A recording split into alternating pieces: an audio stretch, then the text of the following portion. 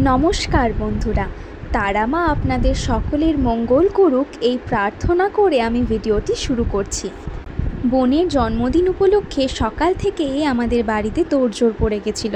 সবার প্রথমে গেছিলাম তারা মায়ের দর্শনে। তারা মায়ের কাছে পুজো দিয়ে সেখান থেকে চলে যায় শ্মশানে মায়ের পাদপদ্মতে প্রণাম করতে। সেখান থেকে ফিরে এসে আমার বোন কয়েকটা ছবি তুলে নেয় তারা মার মন্দিরে। তারপরে আমরা চলে যাই আমাদের মা মনসার কাছে। মনসা মন্দিরে আমাদের বড় জেঠু ছিল, সেখানে জেঠু বোনের পুজোটা করিয়ে দেয়। তারপরে সেখান থেকে আমরা বাড়ি ফিরে আসি। বোনের জন্মদিনের উপহার হিসেবেও চেয়েছিল মা তারার প্রসাদ খেতে, তাই আজকে আমাদের বাড়িতে দিনের বেলায় তারা মায়ের প্রসাদ আনা হয়েছিল। আমার বোন সেই প্রসাদ মাথায় করে নিয়ে আসে এবং মা পেছন থেকে শঙ্খ বাজাতে বাজাতে প্রসাদ নিয়ে আসে। প্রসাদে ছিল অন্নভোগ, মাছের মাথা ভাজা, এছাড়াও ছিল ভেন্ডি ভাজা, পটল ভাজা, আলু ভাজা, বেগুন ভাজা, এরকম বিভিন্ন রকম ভাজা। এছাড়াও ছিল কুমড়ো আলুর তরকারি, পটল আলুর তরকারি, মাছের ঝোল, চাটনি আর পায়েস। জন্মদিনে যতই মন্দিরে যাওয়া হোক না কেন, বাবা মায়ের আশীর্বাদটাই হয়তো সবার আগে দরকার। তাই প্রথমেই বাবা ও মা বোনকে আশীর্বাদ করে নেয়। বাবা বোনকে একটা নেকলেস দিয়েছিল আজকে জন্মদিন উপলক্ষে, ও সেটা পরে নেয়। এরপরে মা বোনকে আশীর্বাদ করে নেয়। মা বোনকে 100 টাকা দেয়, সেজন্য বোন বলে যে মাত্র 100 টাকা। আসলে ওর 100 টাকাতে পোষাচ্ছিল না।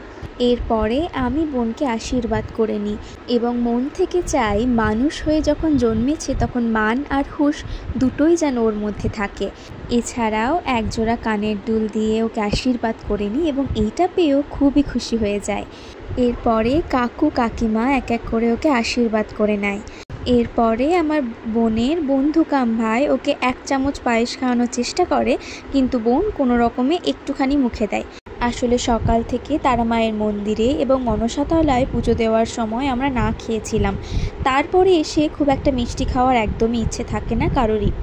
আমিও আজকে আমার বোনের সঙ্গে না খেয়ে উপোস করেছিলাম অনেকক্ষণ প্রায়।